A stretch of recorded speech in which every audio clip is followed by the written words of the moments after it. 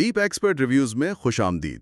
ایک ضروری بات، یہ آڈیوز مصنوعی ذہانت یعنی اے آئی سے تیار کی گئی ہیں، تو ہو سکتا ہے بولنے والے کی جنس یا تلفظ میں کچھ غلطیاں ہوں۔ آج ہم ایک بہت ہی خاص کتاب کے کچھ حصوں پر بات کر رہے ہیں، پاولو فریرے کی مظلوموں کی تدریس یعنی پیڈاگوجی آف دی اوپریسڈ۔ ہمارے پاس اس کی 30ویں سالگرہ ایڈیشن سے کچھ مواد ہیں، پیش لفظ، تعارف اور پہلا باب۔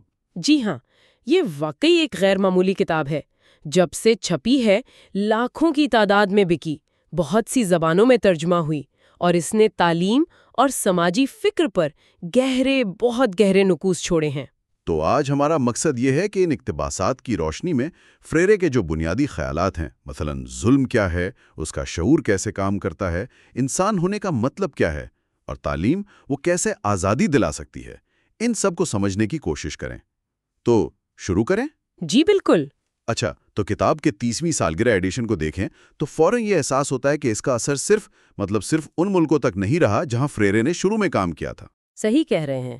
رچرڈ شال نے تو اپنے پیش لفظ میں یہ پہلے ہی کہہ دیا تھا، ہے نا، کہ یہ امریکہ جیسے معاشروں کے لیے بھی اہم ہوگی۔ جی بالکل۔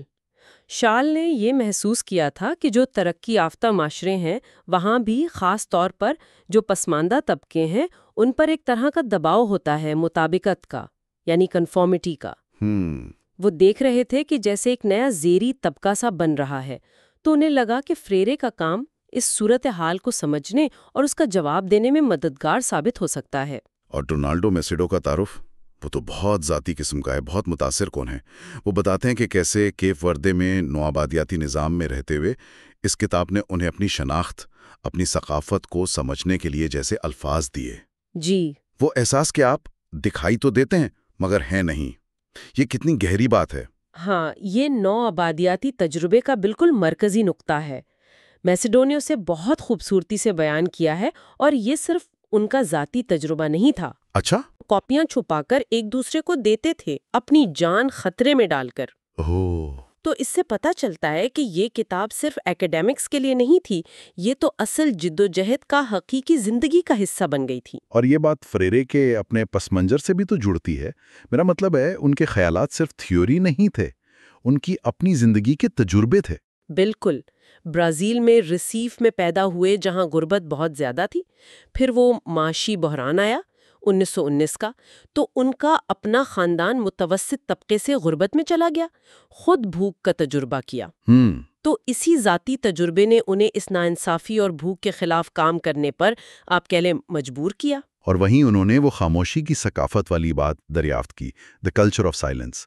یہ کتنی زبردست انسائٹ تھی کہ کیسے معاشی، سماجی، سیاسی دباؤ لوگوں کو اپنی حالت سمجھنے ہی نہیں دیتا، آواز اٹھانا تو دور کی بات ہے۔ جی ہاں، اور ان کے خیال میں اس وقت جو پورا تعلیمی نظام تھا وہ اسی خاموشی کو قائم رکھنے میں مدد دے رہا تھا۔ یعنی وہ جسے وہ بینکنگ ماڈل کہتے تھے؟ بالکل، بینکنگ ماڈل، کہ استاد بس علم کو طالب علم کے دماغ میں ایسے جمع یعنی ڈپازٹ کر رہا ہے جیسے کوئی خالی بینک اکاؤنٹ ہو، طالب علم بس وصول کر رہا ہے پیسیولی۔ فریرے نے اس کے مقابلے میں ایک مکالمے والا طریقہ، ڈائیلاجک میتھڈ پیش کیا، جو صرف حرف سکھانا نہیں تھا بلکہ شعور بیدار کرنا تھا، کانشنسائزیشن۔ اور اسی کام کی انہیں قیمت بھی چکانی پڑی۔ 1964 کی فوجی بغاوت ہوئی تو جیل جانا پڑا، پھر ملک چھوڑنا پڑا، طویل جلاوطنی۔ یہ پس منظر سمجھنا بہت ضروری ہے ان کے خیالات کو سمجھنے کے لیے۔ جی بالکل۔ چلیں اب ذرا ان کے بنیادی تصورات پر آتے ہیں۔ باب ایک شروع ہی ایک بڑے دعوے سے ہوتا ہے، انسانیت سازی، ہیومنائزیشن، انسان کا مرکزی مسئلہ ہے۔ جی، فریرے اسے انسان کی بنیادی پکار کہتے ہیں، یا مقصد وجود، آنٹولوجیکل ووکیشن، یعنی مکمل انسان بننا، اپنی ساری صلاحیتوں کو استعمال کرنا۔ یہ کوئی خواہش نہیں، یہ ہماری ہستی کا تقاضا ہے۔ لیکن وہ فوراً کہتے ہیں کہ تاریخ میں دیکھیں تو اس مقصد کو مسلسل روکا گیا ہے، ظلم کے ذریعے، استحصال کے ذریعے، ناانصافی کے ذریعے اسے رد کیا گیا ہے۔ تو کیا یہ رد کرنا، یہ ڈی ہیومنائزیشن صرف مظلوم کے ساتھ ہوتا ہے؟ فریرے کا نقطہ یہاں تھوڑا چونکانے والا لگتا ہے۔ یہی تو خاص بات ہے۔ فریرے کہتے ہیں کہ یہ جو غیر انسانی بنانے کا عمل ہے نا، یہ دو طرفہ ہے۔ یہ صرف مظلوم کی انسانیت نہیں چھینتا، بلکہ ظالم کو بھی اس کی انسانیت سے محروم کر دیتا ہے۔ جو دوسروں پر ظلم کرتا ہے وہ خود بھی ایک طرح سے کم انسان رہ جاتا ہے۔ تو پھر آزادی کی ذمہ داری کس کی ہے اگر دونوں ہی متاثر ہو رہے ہیں؟ فریرے کا جواب بڑا واضح ہے۔ یہ ذمہ داری مظلوموں کی ہے۔ انہیں نہ صرف اپنی آزادی حاصل کرنی ہے، اپنی انسانیت بحال کرنی ہے، بلکہ اسی جدوجہد کے ذریعے اپنے ظالموں کی انسانیت بھی بحال کرنی ہے، کیونکہ ظالم طبقہ جو ہے وہ اپنی طاقت اور اپنی مراد کے نشے میں ہوتا ہے۔ وہ نہ خود کو صحیح معنوں میں آزاد کر سکتا ہے نہ دوسروں کو۔ ان کی آزادی تو دوسروں کی غلامی پر ٹکی ہوتی ہے۔ یہ تو بہت بڑا بوجھ ڈال دیا مظلوم پر۔ اچھا ذرا یہ ظالم اور مظلوم کے شعور کو فریرے کی نظر سے دیکھتے ہیں۔ ظالم کا شعور وہ کیسا ہوتا ہے؟ فریرے اسے کہتے ہیں کہ اس پر مالکیت کا جنون طاری ہوتا ہے۔ ہر چیز کو، یہاں تک کہ انسانوں کو بھی اپنی ملکیت سمجھنا۔ اچھا۔ ان کے لیے ہونا ٹو بی کا مطلب ہے مالک ہونا ٹو ہیو۔ دنیا ان کے لیے بس ایک چیز ہے جسے وہ استعمال کر سکتے ہیں، کنٹرول کر سکتے ہیں۔ اور وہ اپنی حیثیت کو کیسے دیکھتے ہیں؟ وہ سمجھتے ہیں کہ جو مراد انہیں حاصل ہیں وہ ان کی قابلیت یا محنت کا نتیجہ ہے، اور جو دوسرے محروم ہیں وہ اپنی نااہلی یا سستی کی وجہ سے۔ اس میں ایک طرح کی سادیت پسندی، سیڈزم بھی ہوتی ہے، دوسروں پر مکمل کنٹرول کر کے خوش ہونا۔ اور اس کے مقابلے میں مظلوم کا شعور، وہ تو زیادہ پیچیدہ لگتا ہے۔ بہت زیادہ پیچیدہ۔ فریرے اس کے لیے دوہری حیثیت یا ڈویلٹی کی اصطلاح استعمال کرتے ہیں، یا وہ کہتے ہیں ظالم کی شبیہ کو اندر سمو لینا، انٹرنلائزیشن آف دی اوپریسر۔ اس کا کیا مطلب ہوا؟ مطلب یہ کہ مظلوم جو ہے وہ ظلم کے نظام میں رہتے رہتے لاشعوری طور پر ظالم کے جو نظریات ہیں، اس کی جو اقدار ہیں، اس کا جو زندگی کا ماڈل ہے، اسی کو اپنا لیتا ہے۔ اچھا۔ آزادی کا خیال بھی اسے اکثر ڈراتا ہے، کیونکہ اس کے ذہن میں کامیاب یا مکمل انسان بننے کا ماڈل ہی ظالم جیسا ہوتا ہے۔ تو کیا اسی وجہ سے ہم دیکھتے ہیں کہ مظلوم طبقوں میں اکثر وہ تقدیر پرستی، فیٹلزم یا خود کمتری، سیلف ڈپریشیشن پائی جاتی ہے؟ بالکل، یہ اسی اندرونی تضاد کا نتیجہ ہے۔ وہ اپنی حالت کو ایسے دیکھنے لگتے ہیں جیسے وہ بدل ہی نہیں سکتی، اپنی صلاحیتوں پر شک کرتے ہیں، اور کبھی کبھی تو ظالم پر ایک عجیب سا جذباتی انحصار، ایموشنل ڈیپینڈنسی بھی پیدا کر لیتے ہیں۔ اور سب سے تکلیف دہ بات جو آپ نے کہی، جی، وہ ہے افقی تشدد، ہاریزونٹل وائلنس۔ جب مظلوم اپنی فرسٹریشن، اپنا غصہ براہ راست ظالم پر نکالنے کی بجائے اپنے جیسے دوسرے مظلوموں پر نکالتا ہے۔ یہ واقعی بہت علامناک تصویریں۔ اچھا، فریرے ظالم کی سخاوت پر بھی سوال اٹھاتے ہیں، اسے جھوٹی سخاوت، فالس جنروسٹی کہتے ہیں۔ یہ کیا چیز ہے؟ دیکھیں نا، اس کا مطلب یہ ہے کہ ظالم کبھی کبھی جو خیرات کرتا ہے یا مدد کرتا ہے، وہ اکثر اسی ناانصافی والے نظام کو قائم رکھنے کا ایک طریقہ ہوتا ہے۔ کیسے؟ کیونکہ اس سے وہ خود فائدہ اٹھا رہا ہوتا ہے۔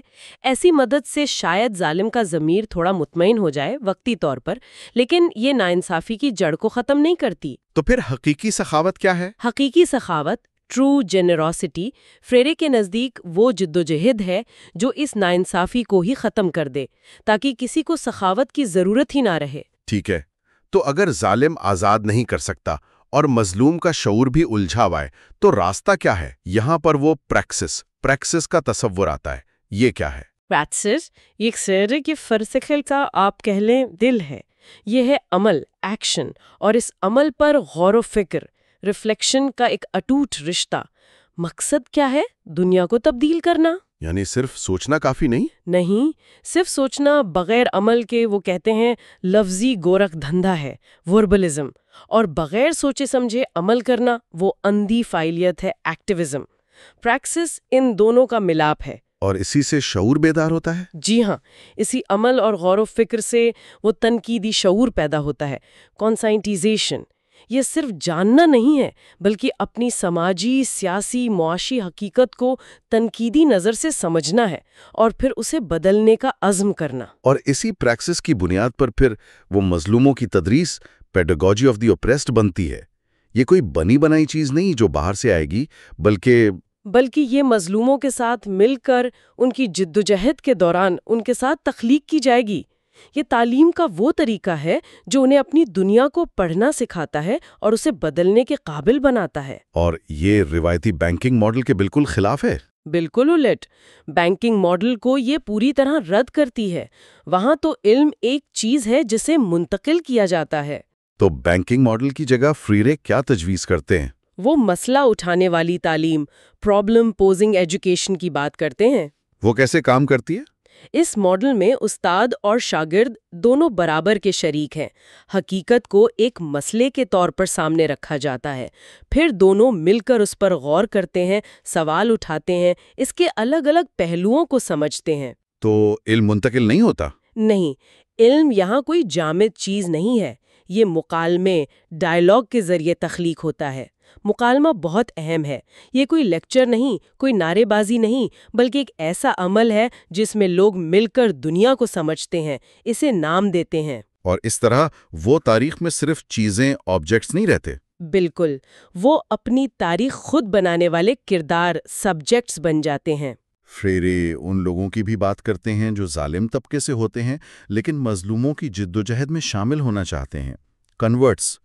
ان کے لیے کیا مشورہ ہے؟ سائرے ان کے کردار کو مانتے ہیں کہ وہ اہم ہو سکتا ہے، لیکن ساتھ میں سخت وارننگ بھی دیتے ہیں کس چیز کی؟ کہ انہیں اپنے طبقے سے جو تعصبات ورثے میں ملے ہیں ان سے لڑنا ہوگا، خاص طور پر یہ خیال کہ عوام خود سوچ سمجھ نہیں سکتے یا اپنی آزادی کی جنگ نہیں لڑ سکتے۔ انہیں عوام پر بھروسہ کرنا سیکھنا ہوگا۔ تو ان کا کام کیا ہے؟ ان کا کام ہے عوام کے ساتھ مکالمہ کرنا، ان پر اپنے نظریات تھوپنا نہیں یا انقلاب کے نئے مالک بننے کی کوشش نہیں کرنا۔ یہ ایک مشکل تبدیلی ہے لیکن ضروری ہے۔ کتاب کے شروع کے حصوں میں شال، میسادو اور خود فریرے بھی سب اس بات پر متفق لگتے ہیں کہ تعلیم غیر جانبدار، نیوٹرل نہیں ہو سکتی۔ یہ بہت اہم دعویٰ ہے۔ جی ہاں، ان کا موقف صاف ہے کہ تعلیم یا تو لوگوں کو موجودہ نظام میں ضم کرتی ہے، انٹیگریٹ کرتی ہے، اسے قبول کرنا سکھاتی ہے، یا پھر یہ انہیں اپنی حقیقت پر سوال اٹھانے اور اسے بدلنے کی طاقت دیتی ہے، یعنی یہ آزادی کی مشق، پریکٹس آف فریڈم بن جاتی ہے۔ تو غیر جانبدار ہونے کا دعویٰ؟ وہ اکثر موجودہ حالات کو، سٹیٹس کو قائم رکھنے کا ایک بہانہ ہوتا ہے۔ میساڈو نے خاص طور پر اس بات کی نشاندہی کی ہے کہ مغرب میں اکثر فریرے کے کام کا جو انقلابی سیاسی پہلو ہے اسے نظر انداز کر دیا جاتا ہے، اور اسے کیا بنا دیا جاتا ہے؟ بس خواندگی سکھانے کی ایک ٹیکنیک یا طریقہ، اس کی گہرائی ختم کر دی جاتی ہے۔ اور فریرے پر تنقید بھی تو ہوتی رہی ہے، جیسے ان کی زبان کو جارگن کہا جاتا ہے یا ان پر بنیاد پرستانہ ہونے کا الزام لگتا ہے۔ جی، میساڈو اس کا جواب دیتے ہیں۔ وہ کہتے ہیں کہ فریرے کی زبان ضروری تھی، ظلم اتنا پیچیدہ ہے، اسے بیان کرنے کے لیے ویسی ہی زبان چاہیے۔ مثال کے طور پر لفظ مظلوم، oppressed، یہ زیادہ طاقتور ہے، زیادہ واضح ہے بنسبت محروم، ڈس انفرینچائزڈ یا پسماندہ، ڈس ایڈوانٹیجڈ کہنے کے۔ کیسے؟ جی، کہ تعلیم کبھی غیر جانبدار نہیں ہوتی، یا تو وہ موجودہ نظاموں کو مضبوط کرے گی یا آزادی کی راہ دکھائے گی، اور حقیقی تبدیلی کے لیے پریکسس یعنی سوچ اور عمل کا مسلسل ملاپ، اس کے بغیر گزارا نہیں۔ اور چوتھا، مکالمے کی اہمیت۔ بالکل، مکالمہ، ڈائیلاگ، یہ صرف بات چیت نہیں ہے، یہ وہ عمل ہے جس سے لوگ دنیا کو سمجھنے اور بدلنے کی اجتماعی طاقت حاصل کرتے ہیں۔ وہ محض اشیاء نہیں رہتے، فعال کردار، سبجیکٹس بنتے ہیں۔ ان نکات کو ذہن میں رکھتے ہوئے ایک سوال ذہن میں آتا ہے جس پر شاید سننے والے غور کرنا چاہیں۔ فریرے نے یہ سب کچھ لکھا تھا ایک خاص پس منظر میں، شدید جبر تھا، آمریت تھی، نوآبادیاتی نظام تھا۔ جی، کیا ان کے یہ تجزیے آج کی دنیا میں بھی اتنے ہی متعلقہ ہیں؟ آج حالات بظاہر مختلف ہیں، جمہوریت ہے، ٹیکنالوجی ہے۔ یہ بہت اہم سوال ہے۔ یعنی کیا ہم آج بھی اپنی روزمرہ زندگی میں، اپنے اداروں میں، کام کی جگہوں پر یا اپنے معاشرتی رویوں میں وہ ظالم شعور کی جھلکیاں دیکھ سکتے ہیں؟ جیسے ہر چیز پر قابض ہونے کی خواہش، دوسروں کو کنٹرول کرنا، مادیت پرستی، یا پھر کیا ہم مظلوم شعور کے اثرات دیکھتے ہیں؟ مثلاً حالات کو نہ بدلنے والا سمجھنا، خود کو کمتر جاننا یا آزادی اور ذمہ داری سے ڈرنا۔ جی، کیا یہ چیزیں آج بھی موجود ہیں؟ ہو سکتا ہے ظلم کی شکلیں بدل گئی ہوں، لیکن کیا وہ بنیادی حرکیات، وہ ڈائنامکس آج بھی کام کر رہی ہیں؟ اس پر سوچنا چاہیے۔ واقعی فریرے کے خیالات ذہن کو جھنجھوڑتے ہیں اور مزید گہرائی میں جانے پر اکساتے ہیں۔ بلا شبہ ان پر غور کرنے کی اور انہیں آج کے حالات پر لاگو کر کے دیکھنے کی گنجائش ہمیشہ رہے گی۔ تو ہماری یہ گفتگو یہاں ختم نہیں ہوتی۔ ہم یقیناً اس موضوع پر اور فریرے کے کام کے دوسرے پہلوؤں پر اپنی آئندہ نشستوں میں بات جاری رکھیں گے۔ سننے کا بہت شکریہ۔ پاؤلو فریرے پر ہماری گفتگو کے اس دوسرے حصے میں دوبارہ خوش آمدید۔ پچھلی بار ہم نے ان کی زندگی اور ان کی سوچ کے کچھ بنیادی پہلوؤں پر بات کی تھی، اور آج ہم ان کی جو سب سے مشہور کتاب ہے مظلوموں کی تدریسیات یعنی پیڈاگوجی آف دی اوپریسڈ، اس کی دنیا میں آپ کہہ لیں ذرا اور گہرائی میں اتریں گے۔ ہمارے پاس جو مواد ہے آج وہ اس کتاب کا یوں سمجھے نچوڑ ہے۔ ناشر کا پیش لفظ ہے، ڈونالڈو میسیڈو کا ایک بہت تفصیلی تعارف ہے، رچرڈ شال کا بھی پیش لفظ شامل ہے، اور پہلے 3 ابواب کے وہ حصے ہیں جو فریرے کے جو مرکزی خیالات ہیں نا ان کی بنیاد بنتے ہیں۔ تو آج ہمارا مقصد کیا ہے؟ مقصد یہ ہے کہ فریرے کے جو کچھ اہم اور کبھی کبھی تھوڑے پیچیدہ لگنے والے تصورات ہیں ان کو سمجھنے کی کوشش کریں۔ جیسے یہ انسانیت سے محرومی، ڈی ہیومنائزیشن، اس کا کیا مطلب ہے؟ ظالم اور مظلوم کے بیچ جو ایک رشتہ بنتا ہے وہ کیسا ہوتا ہے؟ تعلیم کا وہ طریقہ جسے وہ بینکنگ کہتے ہیں وہ کیا ہے؟ اور اس کا متبادل مسئلہ پیش کرنے والی تعلیم وہ کیسے کام کرتی ہے؟ مکالمہ، ڈائیلاگ، اس کو وہ اتنی اہمیت کیوں دیتے ہیں؟ اور آخر میں یہ موضوعاتی تحقیق یا تھیمیٹک انویسٹیگیشن کیا چیز ہے؟ تو چلیں شروع کرتے ہیں ان کو سمجھنا۔ فریرے کی سوچ کو سمجھنے کے لیے ظاہر ہے ان کا ذاتی پس منظر بہت اہم ہے، جس کا ہم نے پچھلی بار ذکر بھی کیا تھا۔ خاص طور پر غربت اور بھوک کا جو تجربہ تھا اس نے ان پر گہرا اثر ڈالا۔ یہ جو بات ہے کہ 11 سال کی عمر میں انہوں نے بھوک کے مسئلے سے لڑنے کا عزم کیا، یہ صرف ایک ذاتی واقعہ نہیں لگتا، یہ ان کی پوری فکر کی بنیاد محسوس ہوتا ہے۔ میسیڈو اور شال دونوں اس بات پر زور دیتے ہیں۔ بالکل، اور یہ سمجھنا بہت ضروری ہے کہ مظلوموں کی تدریسیات کوئی آپ کہیں ہوا میں لکھی گئی کتاب نہیں ہے۔ یہ فریرے کے جو برازیل اور چلی میں تجربات تھے نا، خاص طور پر کسانوں کے ساتھ، شہری مزدوروں کے ساتھ، ان کے ساتھ کام کے ٹھوس تجربات کا نچوڑ ہے۔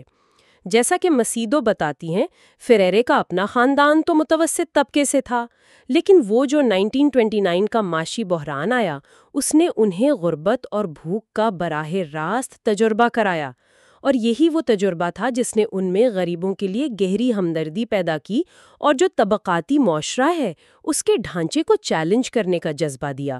وہ صرف ایک دانشور نہیں تھے، وہ ایک عملی کارکن بھی تھیں۔ اور اس کتاب کا اثر وہ تو واقعی حیران کن ہے۔ ناشر نے لکھا ہے کہ اشاعت کے 30 سال بعد بھی یہ کتاب نہ صرف متعلقہ ہے بلکہ لاکھوں کاپیاں اس کی فروخت ہو چکی ہیں اور نہ جانے کتنی زبانوں میں ترجمہ بھی ہو چکی ہے۔ یہ بات مجھے خاص طور پر دلچسپ لگی کہ یہ صرف آپ کہیں ترقی پذیر ممالک میں ہی نہیں بلکہ امریکہ اور یورپ جیسے جو تکنیکی طور پر ترقی یافتہ معاشرے ہیں وہاں بھی اتنی ہی پڑھی اور پڑھائی جاتی ہے۔ اس کی کیا وجہ ہو سکتی ہے؟ اس کی کئی وجوہات ہیں۔ ایک تو یہ کہ فریرے ظلم اور آزادی کے وہ بنیادی سوالات اٹھاتے ہیں جو کسی ایک معاشرے یا وقت تک محدود نہیں ہے۔ دوسرے، جیسا کہ میسیڈو نے اپنے تعارف میں بڑی خوبصورتی سے بیان کیا ہے، یہ کتاب جبر کے شکار لوگوں کو اپنی حالت کو سمجھنے اور بیان کرنے کے لیے ایک زبان دیتی ہے۔ لیکن اس کی اہمیت کا ایک اور پہلو اس کا خطرہ مول لینا بھی ہے۔ کئی مطلق عنان حکومتیں تھیں، جیسے اس وقت جنوبی افریقہ میں نسل پرست حکومت تھی، انہوں نے اس پر پابندی لگا دی تھی۔ اسے پڑھنا یا اپنے پاس رکھنا بھی خطرناک تھا۔ میسیڈو ذکر کرتی ہیں کہ لوگ خفیہ طور پر اس کے ابواب کی فوٹو کاپیاں ایک دوسرے کو دیتے تھے اور اپنی باری کا ہفتوں انتظار کرتے تھے۔ تو یہ کتاب صرف علم کا ذریعہ نہیں تھی، یہ ایک طرح سے مزاحمت کی علامت بن گئی تھی۔ واہ، یہ تو واقعی کتاب سے بڑھ کر ایک تحریک جیسی بات لگتی ہے۔ اور ڈونالڈو میسیڈو کا اپنا تعلق بھی تو بہت ذاتی ہے۔ وہ کیپ وردے سے تھے جو ایک پرتگالی نو آبادی تھی۔ وہ لکھتے ہیں کہ کس طرح فریرے کی کتاب نے انہیں ایک نو آبادیاتی پس منظر سے آنے والے شخص کو اپنی شناخت، اپنی زبان، اپنی جدوجہد ان سب کو سمجھنے میں مدد دی۔ ایسا لگتا ہے جیسے یہ کتاب ان لوگوں کے لیے ایک آئینہ بن گئی جو اپنی آواز کھو چکے تھے۔ بالکل، اور یہ بھی اہم ہے کہ فریرے کسی ایک نظریے کے آپ کہیں قیدی نہیں تھے۔ جیسا کہ شال اور میسیڈو دونوں بتاتے ہیں، ان پر Marx, Hegel, Sartre, Fromm, Fanon جیسے کئی بڑے مفکرین کا اثر تو تھا، لیکن انہوں نے ان نظریات کو لاطینی امریکہ کے جو زمینی حقائق تھے ان پر لاگو کیا اور ان سے ایک منفرد فکر تشکیل دی۔ وہ نظریاتی بحثوں میں الجھنے کے بجائے ٹھوس مسائل کا حل تلاش کرنے پر زیادہ زور دیتے تھے۔ میسیڈو خاص طور پر اس بات پر زور دیتی ہیں کہ فریرے نے کبھی طبقاتی جدوجہد کے تجزیے کو پس پشت نہیں ڈالا، اگرچہ بعد میں انہوں نے نسل، جنس اور ثقافت جیسے عوامل کو بھی اپنے تجزیے میں شامل کیا۔ ان کے نزدیک تاریخ کوئی طے شدہ انجام نہیں ہے، بلکہ امکانات کا ایک میدان ہے جسے انسان اپنی جدوجہد سے بدل سکتے ہیں۔ ٹھیک ہے، تو اس پس منظر کے ساتھ آئیے اب کتاب کے پہلے باب کے مرکزی خیال کی طرف آتے ہیں۔ انسانیت سازی یعنی ہیومنائزیشن بمقابلہ غیر انسانیت سازی یعنی ڈی ہیومنائزیشن۔ فریرے کا جو بنیادی مقدمہ ہے وہ یہ ہے کہ انسان بننا، مکمل طور پر انسان ہونا، یہ ہمارا بنیادی مقصد یا پیشہ ہے۔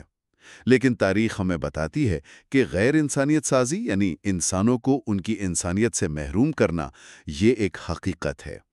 مگر وہ کہتے ہیں یہ ہماری تقدیر نہیں۔ اس کا کیا مطلب ہوا؟ اس کا مطلب یہ ہے کہ انسان ہونے کا مطلب ہے دنیا کو بدلنے کی صلاحیت رکھنا، باشعور ہونا، تخلیق کرنا۔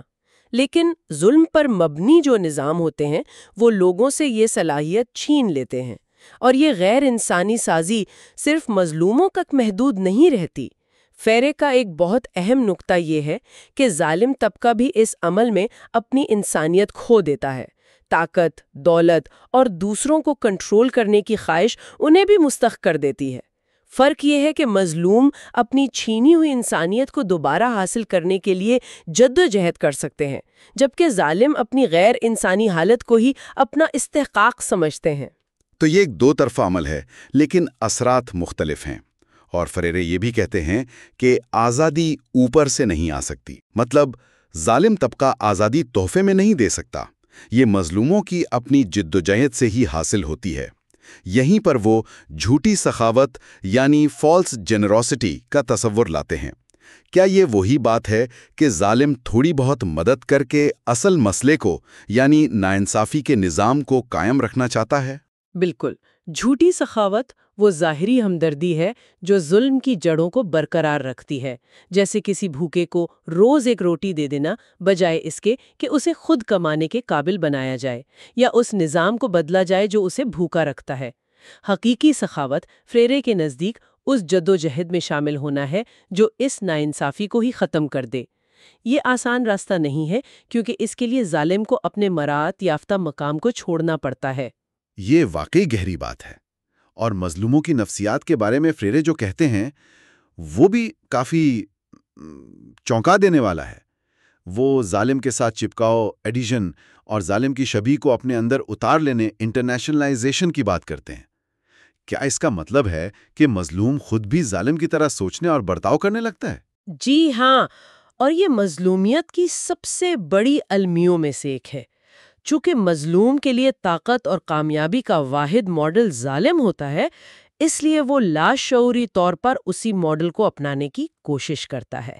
فریرے وہ مشہور مثال دیتی ہیں کہ جب کسی کسان کو کھیت کا نگران بنا دیا جاتا ہے تو وہ اکثر اپنے ہی سابقہ ساتھیوں پر مالک سے بھی زیادہ سختی کرتا ہے۔ وہ ظالم کی شبیہ کو اپنے اندر جذب کر چکا ہوتا ہے۔ اسی وجہ سے فریرے آزادی کے خوف، فیئر آف فریڈم کا ذکر کرتے ہیں۔ مظلوم آزادی چاہتا تو ہے، لیکن وہ اس ذمہ داری سے بھی ڈرتا ہے جو آزادی کے ساتھ آتی ہے، کیونکہ اس نے ہمیشہ محکومی میں رہنا سیکھا ہے۔ یہ آزادی کا خوف، یہ تو بہت طاقتور تصور ہے، اور اسی سے جڑا ہوا نسخہ سازی، پرسکرپشن کا تصور بھی ہے۔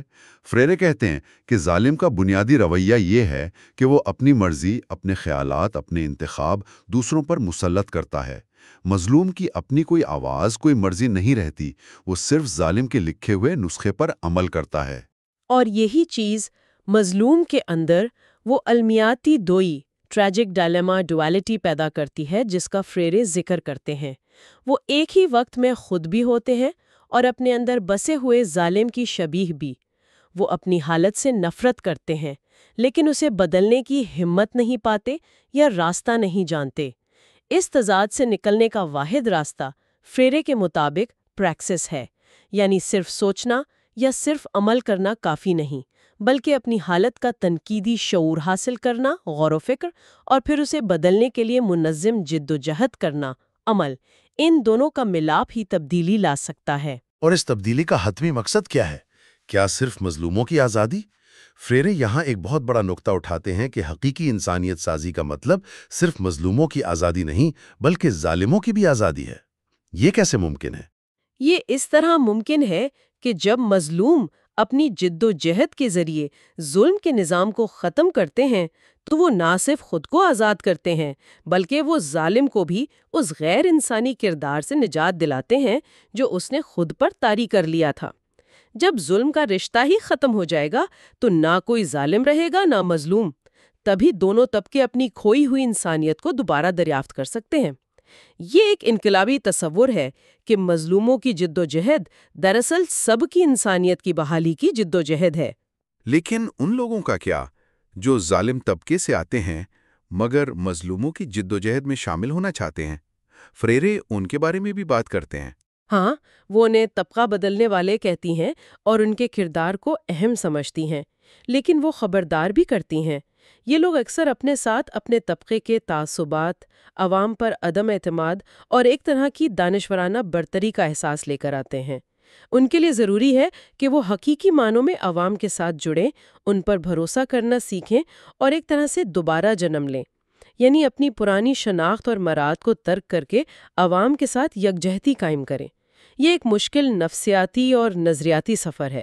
باب اول کے آخر میں فریرے ان خصوصیات کا ذکر کرتے ہیں جو ظلم کے نتیجے میں مظلوموں میں پیدا ہو جاتی ہیں۔ قسمت پرستی، فیٹلزم، یہ سمجھنا کہ ہماری قسمت ہی ایسی ہے، کچھ بدل نہیں سکتا۔ خود کمتری، سیلف ڈپریسیشن، اپنے آپ کو کمتر اور نااہل سمجھنا۔ جذباتی انحصار، ایموشنل ڈیپینڈنس، ظالم پر نفسیاتی طور پر انحصار کرنا۔ اور افقی تشدد، ہاریزونٹل وائلنس، یعنی اپنی بھڑاس ظالم پر نکالنے کے بجائے آپس میں لڑنا جھگڑنا۔ وہ کسان کی مثال جو کہتا ہے میں کیا کر سکتا ہوں، میں تو بس ایک غریب کسان ہوں، یہ خود کمتری کی بہترین مثال ہے۔ یہ سب مظلومیت کے اس ڈھانچے کی پیداوار ہیں جس میں لوگ پھنسے ہوتے ہیں۔ جب تک وہ اس صورتحال کو ایک مسئلہ سمجھ کر اس کا تنقیدی جائزہ نہیں لیتے اور اسے بدلنے کے لیے پریکسس میں شامل نہیں ہوتے، وہ اسی چکر میں گھومتے رہتے ہیں۔ اور یہی وہ نقطہ ہے جہاں تعلیم کا کردار سامنے آتا ہے، جس پر فریرے باب 2 میں تفصیل سے بات کرتے ہیں۔ بالکل، تو آئیے اب تعلیم کی طرف چلتے ہیں۔ باب 2 میں فریرے تعلیم کے ایک خاص تصور پر شدید تنقید کرتے ہیں جسے وہ بینکنگ تصور، بینکنگ کانسیپٹ کہتے ہیں۔ یہ نام ہی کتنا دلچسپ ہے، بینکنگ تعلیم میں۔ اس سے ان کی کیا مراد ہے؟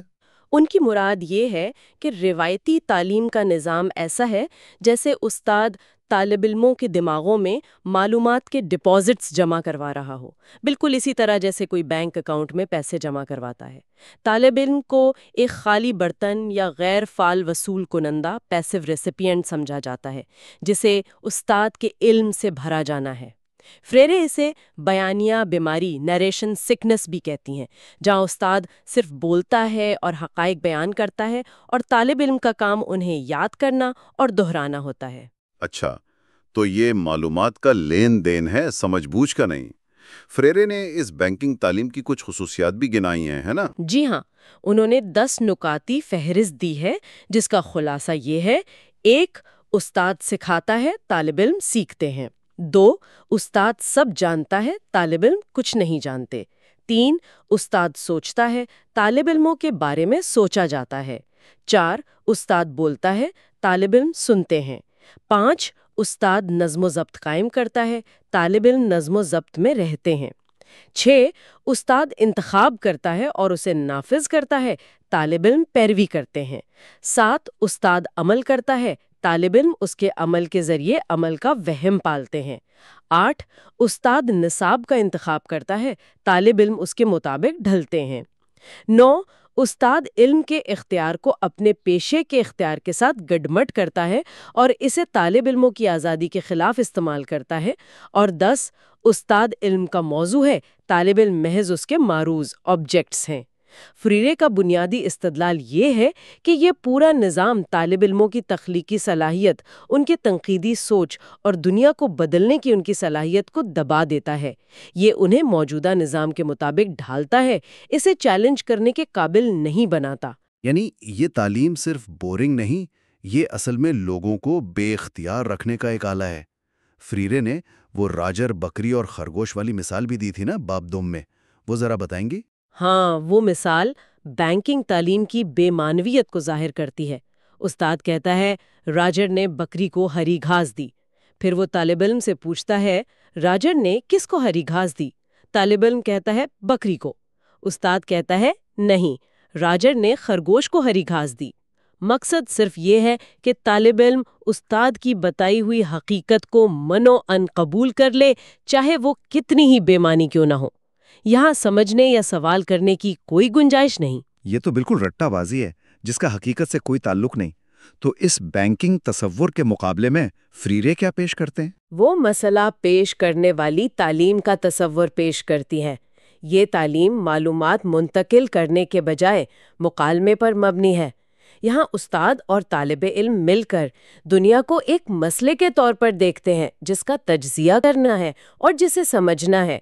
استاد جوابات نہیں دیتا بلکہ سوالات اٹھاتا ہے۔ طالب علم محض سننے والے نہیں رہتے بلکہ وہ استاد کے ساتھ شریک تحقیق کار بن جاتے ہیں۔ مقصد حقائق رٹنا نہیں بلکہ حقیقت کا تنقیدی شعور حاصل کرنا اور اسے بدلنے کے امکانات تلاش کرنا ہے۔ یہ تو بالکل الٹ ماڈل ہے۔ اس میں استاد اور طالب علم کا رشتہ کیسے بدلتا ہے؟ بینکنگ میں تو واضح تفریق تھی۔ مسئلہ پیش کرنے والی تعلیم میں استاد طالب علم کا تضاد ختم ہو جاتا ہے۔ فریرے کہتی ہیں کہ اس عمل میں استاد بھی طالب علموں سے سیکھتا ہے اور طالب علم سکھاتے ہیں۔ کردار بدلتے رہتے ہیں، استاد طالب علم بن جاتا ہے اور طالب علم استاد۔ یہ ایک باہمی عمل ہے جہاں دونوں مل کر علم تخلیق کرتے ہیں۔ اتھارٹی کا تصور ختم نہیں ہوتا، لیکن وہ جبر پر مبنی نہیں رہتا بلکہ آزادی کی خدمت میں ہوتا ہے۔ اور شعور کے بارے میں ان دونوں ماڈلز کا نظریہ بھی مختلف ہے۔ بینکنگ ماڈل تو سمجھتا ہے کہ طالب علم کا دماغ خالی ہے جسے بھرنا ہے۔ مسئلہ پیش کرنے والا ماڈل کیا کہتا ہے؟ مسئلہ پیش کرنے والا ماڈل شعور کو خالی نہیں سمجھتا، یہ سمجھتا ہے کہ شعور ہمیشہ دنیا کی طرف متوجہ ہوتا ہے، اس کا کوئی نہ کوئی مقصد ہوتا ہے، انٹینشنالٹی۔ شعور ہمیشہ کسی چیز کا شعور ہوتا ہے، یہ دنیا سے الگ کوئی چیز نہیں بلکہ دنیا کے ساتھ جڑا ہوا ہے۔ فریرے یہاں ایرک فرام کے تصورات کا حوالہ دیتے ہوئے کہتی ہیں کہ بینکنگ تعلیم نیکروفیلیا یعنی مردہ چیزوں سے مکینیکی پن سے محبت کی طرح ہے، جبکہ مسئلہ پیش کرنے والی تعلیم بائیوفیلیا یعنی زندگی، نشوونما اور تخلیق سے محبت کی عکاس ہے۔ اور وہ چیلی کے کسان کا قول جو فریرے نے نقل کیا ہے، انسان کے بغیر کوئی دنیا نہیں، یہ اسی نقطے کو واضح کرتا ہے نا کہ دنیا کوئی جامد باہر رکھی ہوئی چیز نہیں جسے بس قبول کر لینا ہے، بلکہ یہ ایک متحرک حقیقت ہے جسے انسان اپنے شعور اور عمل سے معنی دیتے ہیں اور بدلتے ہیں۔ بالکل، دنیا اور شعور ایک دوسرے سے جڑے ہوئے ہیں۔ مسئلہ پیش کرنے والی تعلیم اسی تعلق کو بنیاد بناتی ہے اور لوگوں کو یہ سمجھنے میں مدد دیتی ہے کہ وہ تاریخ کے محض شکار نہیں بلکہ اسے بنانے والے بھی ہیں۔ یہ بینکنگ اور مسئلہ پیش کرنے والی تعلیم کا فرق تو بہت واضح اور گہرا ہے۔ اب اگر ہم باب سوم کی طرف بڑھیں تو وہاں فریرے مکالمے اور موضوعاتی تحقیق کی بات کرتے ہیں۔ لگتا ہے یہ مسئلہ پیش کرنے والی تعلیم کے عملی طریقے ہیں۔ مکالمے میں لفظ کی مرکزیت کا کیا مطلب ہے؟ فریرے کے لیے لفظ صرف آواز یا لکھی ہوئی علامت نہیں ہے۔ حقیقی لفظ کے دو پہلو ہیں، غور و فکر اور عمل۔ ان دونوں کا ملاپ ہی پریکسس کہلاتا ہے۔ اگر صرف لفظ ہیں، عمل نہیں، تو یہ خالی لفظیت یا لفاظی ہے، اور اگر صرف عمل ہے، غور و فکر نہیں، تو یہ اندھی فعالیت ہے۔ دونوں ہی نامکمل ہیں اور دنیا کو بدل نہیں سکتے۔ حقیقی مکالمہ تبھی ممکن ہے جب بولنے والے جو کہہ رہے ہیں اس پر غور بھی کریں اور اس کے مطابق عمل کرنے کے لیے بھی تیار ہوں۔ تو مکالمہ صرف بات چیت نہیں، یہ ایک سنجیدہ اور پرعزم سرگرمی ہے۔ فریرے اس حقیقی مکالمے کے لیے کچھ شرائط بھی بتاتے ہیں۔ وہ کیا ہیں؟ کیا یہ صرف تکنیکی شرائط ہیں یا ان کا تعلق رویوں سے ہے؟ ان کا تعلق بنیادی طور پر رویوں اور اقدار سے ہے۔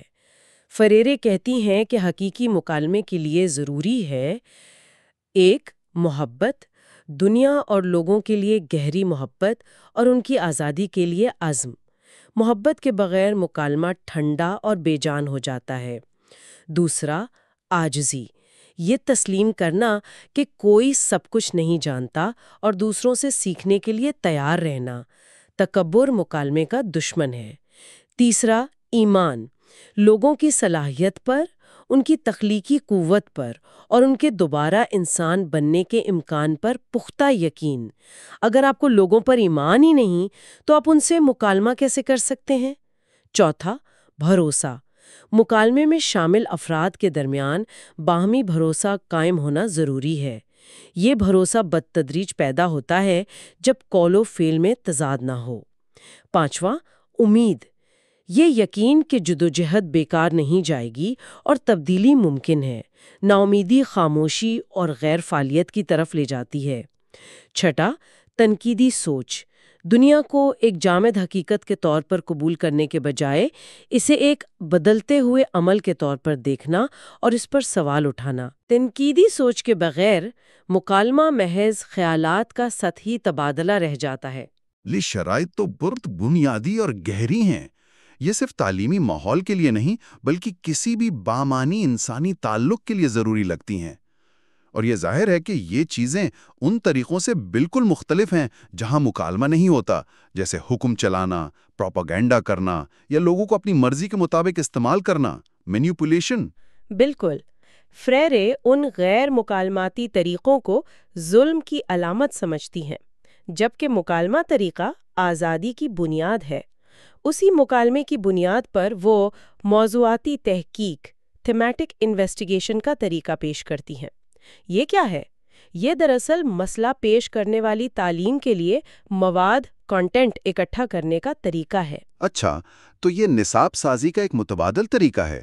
بجائے اس کے کہ ماہرین بند کمروں میں بیٹھ کر نصاب بنائیں، یہ طریقہ لوگوں کی زندگیوں سے مواد لیتا ہے۔ جی ہاں، اس کا مرکزی خیال یہ ہے کہ تعلیم کا مواد لوگوں کی اپنی زندگی، ان کے مسائل، ان کی امیدوں اور خوابوں سے اخذ کیا جانا چاہیے۔ فریرے انہیں پیدا کرنے والے موضوعات، جنریٹو تھیمز کہتی ہیں، یعنی وہ بنیادی مسائل یا سوالات جو لوگوں کی زندگیوں میں اہمیت رکھتے ہیں اور جن پر بات کرنے سے مزید گہری سمجھ اور عمل پیدا ہو سکتا ہے۔ یہ طریقہ باہر سے نظریات مسلط کرنے یا جسے وہ ثقافتی یلغار کہتی ہیں، اس سے بچاتا ہے۔ اس کا عملی طریقہ کار کیا ہے؟ یہ موضوعات تلاش کیسے کیے جاتے ہیں؟ فریرے ایک منظم طریقہ کار بتاتی ہیں۔ اس کا آغاز لوگوں کی ٹھوس حقیقی زندگی کی صورتحال کے مشاہدے سے ہوتا ہے۔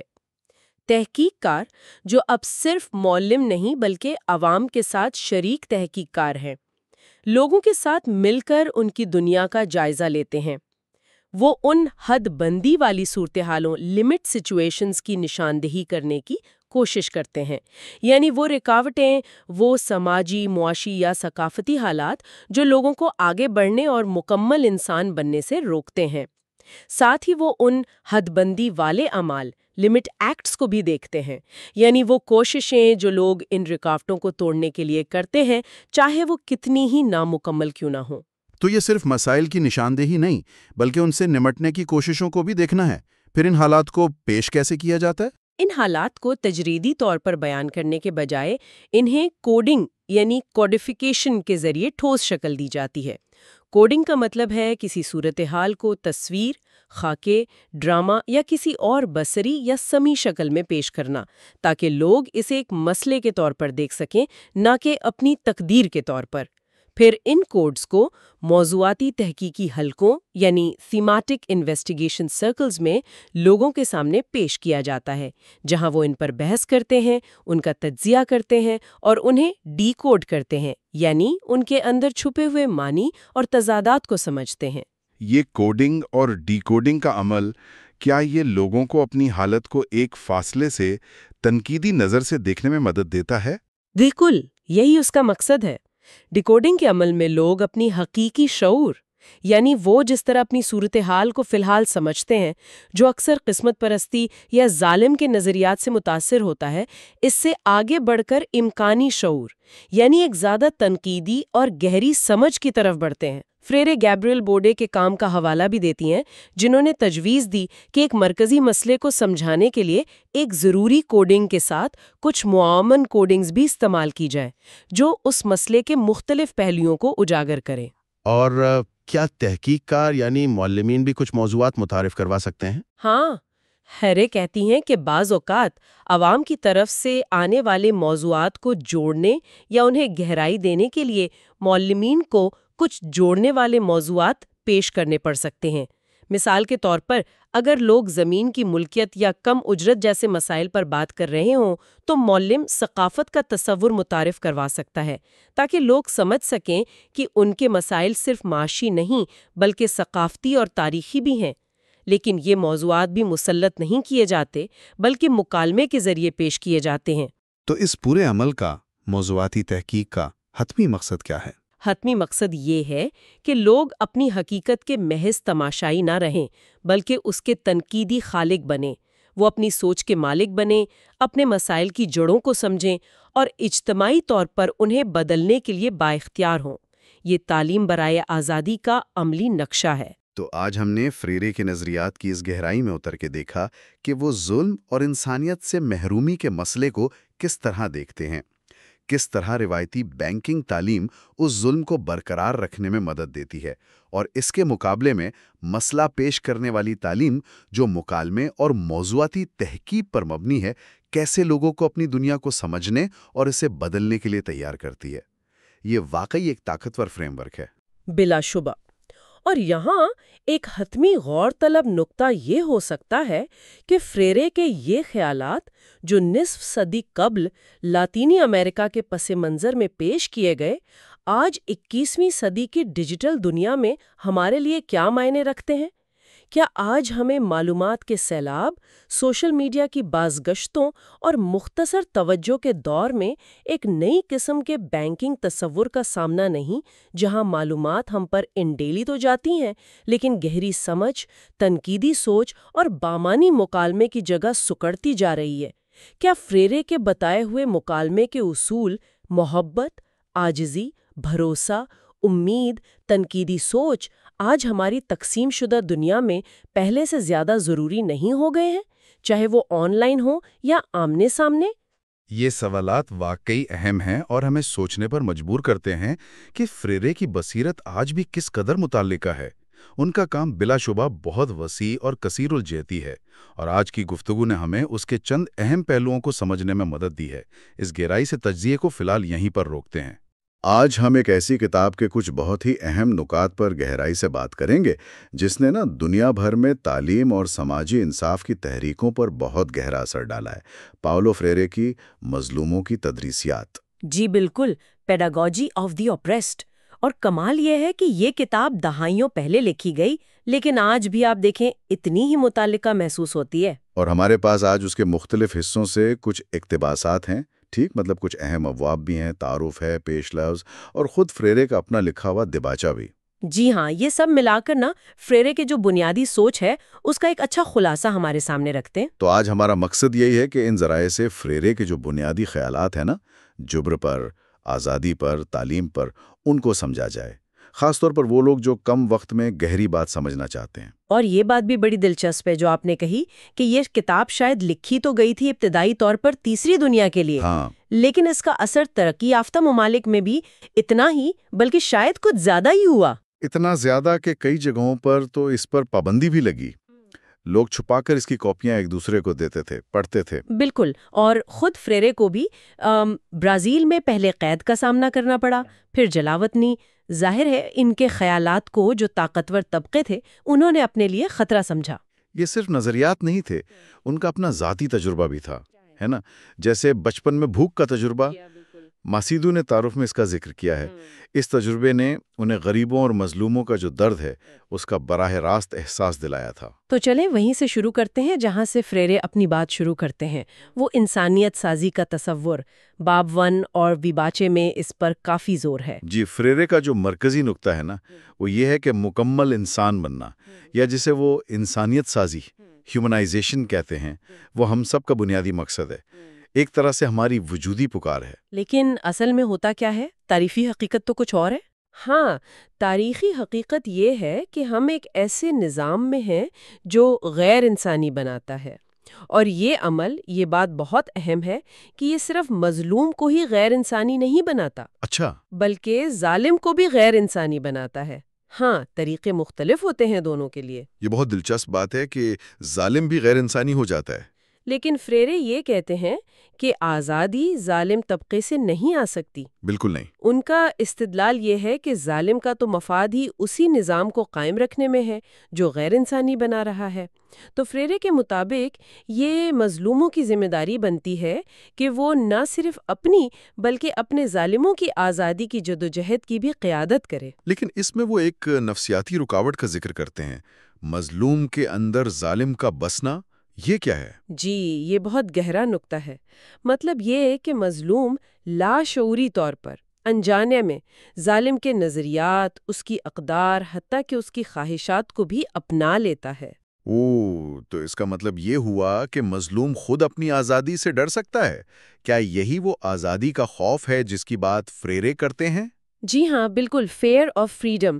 کیونکہ دیکھیں، آزادی ذمہ داری لاتی ہے، غیر یقینی صورتحال لاتی ہے، تو مظلوم کے سامنے دو راستے ہوتے ہیں، یا تو وہ خود ظالم بننے کی خواہش کرتا ہے، یعنی نظام کو بدلنے کی بجائے اس میں اوپر چلا جائے؟ بالکل، یا پھر وہ اپنی جانی پہچانی مظلومیت کی حالت سے ہی چپکا رہتا ہے۔ یہ اس کا المناک مخمصہ ہے، ٹریجک ڈیلیما۔ اور ظلم کا ایک طریقہ وہ بتاتے ہیں نسخہ سازی، یعنی ظالم اپنی مرضی مسلط کرتا ہے۔ جی، ظالم اپنی پسند، اپنی سوچ، اپنا شعور مظلوم پر مسلط کرتا ہے۔ اور اس کے بالکل برعکس، آزادی کوئی ایسی چیز نہیں جو کوئی تحفے میں دے دے، اسے جیتنا پڑتا ہے۔ کیسے؟ عمل اور غور و فکر کے مسلسل امتزاج سے، جسے فریرے پریکسس کہتے ہیں۔ یہ لفظ بار بار آئے گا۔ اور ظالم کی ذہنیت کیسی ہوتی ہے؟ فریرے نے اس پر بھی بات کی ہے۔ وہ ملکیت پسند، ہاں، ملکیت پسند، پوزیسو۔ ان کے لیے ہونا کا مطلب ہی ملکیت رکھنا ہے۔ وہ دوسرے انسانوں کو بھی چیزوں کی طرح، اشیاء کی طرح دیکھتے ہیں۔ اور یہ رویہ پھر کہاں لے جاتا ہے؟ سادیت؟ جی، یعنی دوسروں پر مکمل کنٹرول سے لطف اندوز ہونا، اور دوسری طرف مردہ پرستی۔ مردہ پرستی، موت سے محبت؟ ہاں، لیکن یہاں اس کا مطلب ہے بے جان چیزوں، نظام، اصولوں اور کنٹرول سے محبت، زندگی اور تبدیلی کے بجائے۔ اور یہیں فریرے ظالم کی جھوٹی فیاضی کا بھی ذکر کرتے ہیں۔ اچھا، وہ کیسے؟ دیکھیں، ظالم کی جو نام نہاد فیاضی ہوتی ہے نا، جیسے تھوڑی خیرات دے دینا، وہ ہمیشہ اسی نا انصافی پر مبنی نظام کو برقرار رکھنے کے لیے ہوتی ہے۔ وہ تھوڑا سا دیکھ کر اصل مسئلے کو چھپانا چاہتا ہے، تاکہ نظام ویسے کا ویسا چلتا رہے۔ بالکل، جبکہ حقیقی یکجہتی، سولیڈیرٹی اس کے بالکل الٹ ہے۔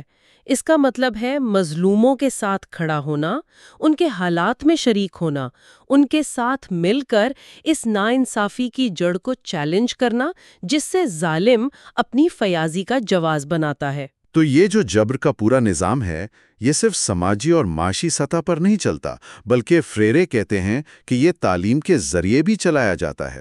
یہ ہمیں ان کے مشہور بینکنگ کانسیپٹ کی طرف لاتا ہے۔ باب 2 میں اس پر بات ہے۔ جی ہاں، بینکنگ کانسیپٹ آف ایجوکیشن، یہ ایک بہت طاقتور استعارہ ہے۔ فریرے کہتے ہیں کہ اس نظام میں استاد معلومات جمع کرنے والا، ڈپازیٹر ہے، اور طالب علم ایک خالی بینک اکاؤنٹ یا غیر فعال وصول کنندہ، ریپوزیٹری ہے۔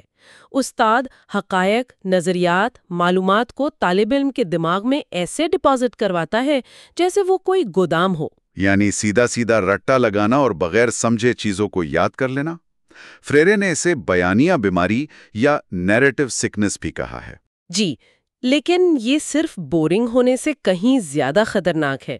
فریرے کا جو انقلابی نقطہ ہے وہ یہ ہے کہ یہ طریقہ تعلیم جان بوجھ کر مقصد کے تحت اپنایا جاتا ہے۔ اچھا، مقصد کیا ہے؟ مقصد ہے لوگوں کی تخلیقی صلاحیت کو کم کرنا، انہیں موجودہ نظام کے مطابق ڈھالنا اور سب سے اہم انہیں تنقیدی شعور حاصل کرنے سے روکنا۔ تنقیدی شعور یعنی کانشیسائزیشن؟ جی، یعنی اپنے حالات کو سمجھنے اور اسے بدلنے کی صلاحیت۔ تو یہ بینکنگ تعلیم صرف غیر مؤثر نہیں، یہ جبر کا ایک آلہ ہے۔ یہ طالب علم کو دنیا کا ایک غیر فعال تماشائی بنا دیتا ہے، اسے بدلنے والا نہیں۔ فریرے نے اس کی کچھ خصوصیات بھی گنوائی ہیں نا، جیسے استاد پڑھاتا ہے، طالب علم پڑھتے ہیں، استاد سب جانتا ہے، طالب علم کچھ نہیں جانتے۔ بالکل، استاد سوچتا ہے، طالب علموں کے بارے میں سوچا جاتا ہے۔ استاد بولتا ہے، طالب علم چپ چاپ سنتے ہیں۔ استاد نظم و ضبط قائم کرتا ہے، طالب علم اس پر عمل کرتے ہیں۔ خلاصہ یہ ہے کہ استاد فعال ہے اور طالب علم بالکل غیر فعال۔ اسی ماڈل میں اکثر مظلوموں کو پسماندہ یا مسئلہ سمجھا جاتا ہے، جنہیں کسی طرح ٹھیک کر کے موجودہ صحت مند معاشرے میں ضم کرنے کی ضرورت ہے۔ انہیں دنیا کو سوالیہ نظر سے دیکھنے کی ترغیب نہیں دی جاتی، بلکہ اسے قبول کرنے کے لیے تیار کیا جاتا ہے۔ ٹھیک ہے، تو اس کے مقابلے میں فریرے کیا پیش کرتے ہیں؟ وہ ہے مسئلہ پیش کرنے والی تعلیم یا پرابلم پوزنگ ایجوکیشن۔ یہ کیا ہے؟ یہ بینکنگ تصور کے بالکل الٹ ہے۔ سب سے پہلی بات یہاں استاد اور طالب علم کے درمیان کا جو روایتی تضاد ہے نا، وہ ختم ہو جاتا ہے۔ وہ کیسے؟ دونوں مل کر سیکھنے والے بن جاتے ہیں۔ استاد بھی سیکھتا ہے طالب علموں سے، ان کے تجربے کے بارے میں، ان کے نقطہ نظر سے، اور طالب علم بھی سکھاتے ہیں اپنے علم اور تجربے کی بنیاد پر۔ تو یہ تعلیم کس چیز پر زور دیتی ہے؟ یہ مکالمے، ڈائیلاگ، ابلاغ، کمیونیکیشن اور تنقیدی سوچ، کریٹیکل تھنکنگ پر مبنی ہے۔ یہ حقیقت کو کوئی بنی بنائی جامد چیز نہیں سمجھتی جسے بس قبول کر لینا ہے، بلکہ ایک ایسا عمل سمجھتی ہے جسے سمجھنا ہے اور جسے تبدیل کیا جا سکتا ہے۔ یعنی یہ لوگوں کو دعوت دیتی ہے کہ وہ اپنی زندگی کے مسائل کو واقعی مسائل کے طور پر دیکھیں اور ان پر مل کر سوچ وچار کریں۔ بالکل، اور یہی عمل ہے جو کانشینشیائزیشن کو فروغ دیتا ہے، یعنی تنقیدی سماجی اور سیاسی شعور کی بیداری۔ یہ لوگوں کو ان کے ڈوبے ہوئے شعور سے نکالتا ہے۔ ڈوبے ہوئے شعور سے کیا مراد ہے؟ جہاں وہ اپنے حالات کو بس قسمت کا لکھا سمجھتے ہیں نا، وہاں سے نکال کر ایک ایسی تنقیدی آگاہی، کریٹیکل اویئرنیس تک لاتا ہے جہاں وہ اپنی صورتحال کو سمجھ سکتے ہیں، اس کے اسباب جان سکتے ہیں اور اسے بدلنے کے امکانات دیکھ سکتے ہیں۔ تو یہ تعلیم زیادہ انسانی ہوئی؟ جی، یہ انسانیت ساز ہے، تاریخ ساز ہے اور امید افزا ہے۔ اور یہاں پھر وہی لفظ آتا ہے، پریکسس۔